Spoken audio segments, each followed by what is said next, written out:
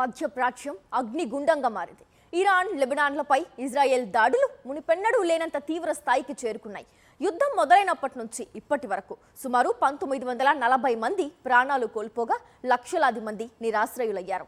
ఇటు ఇరాన్ కొత్త supreme leader ముజ్తబా Khamenei ప్రతీకారానికి పిలుపునివ్వడం, అటు ఇజ్రాయెల్ ప్రధాని నెతన్యాహు వెనక్కి తగ్గేదే లేదని హెచ్చరించడంతో పరిస్థితి మరింత భయానకంగా మారింది. యుద్ధం సృష్టిస్తున్న విధ్వంసానికి లెక్క లేకుండా పోతోంది. ఇరాన్ ప్రతినిధి ఐరావని వెల్లడించిన వివరాల ప్రకారం ఇరాన్లో ఇప్పటి వరకు 1348 మంది పౌరులు మరణించారు. దాదాపు 32 లక్షల మంది ప్రజలు తమ ఇళ్లను వదిలి సురక్షిత ప్రాంతాలకు పరుగులు తీస్తున్నారు.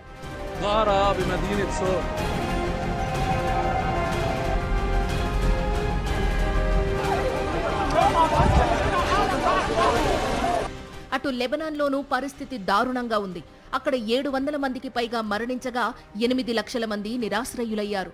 ఇందులో ప్రతి 10 మంది పిల్లల్లో ఒకరు శరణార్థిగా మారడం ప్రపంచాన్ని కలిచివేస్తోంది. ఇజ్రాయెల్ సైన్యం ఇరాన్ రాజధాని టెహ్రాన్పై లార్జ్ స్కేల్ దాడులు చేస్తోంది. ముఖ్యంగా ఇరాన్ అణు సామర్థ్యానికి కీలకమైన కేంద్రాలను లక్ష్యంగా చేసుకున్నట్లు ఇజ్రాయెల్ ప్రకటించింది.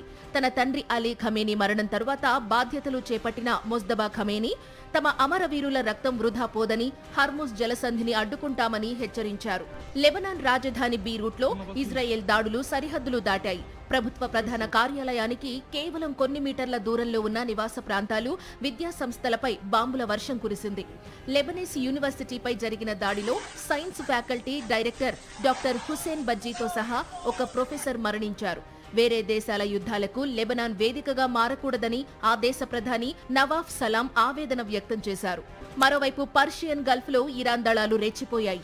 అమెరికా కంపెనీకి చెందిన చమురు ట్యాంకర్పై దాడి చేసి ఒకరి ప్రాణం తీశాయి. హెచ్చరికలను బేఖాతరు చేసినందుకే దాడి చేశామని ఇరాన్ రివల్యూషనరీ గార్డ్స్ ప్రకటించింది.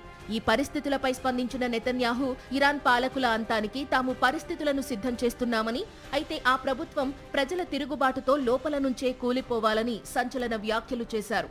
మధ్యప్రాచ్యంలో నెలకొన్న ఈ యుద్ధం ప్రపంచ ఆర్థిక వ్యవస్థను కూడా కుదిపేస్తోంది. చమురు రవాణా నిలిచిపోవడంతో మార్కెట్లు తీవ్ర ఒత్తిడిని ఎదుర్కొంటున్నాయి.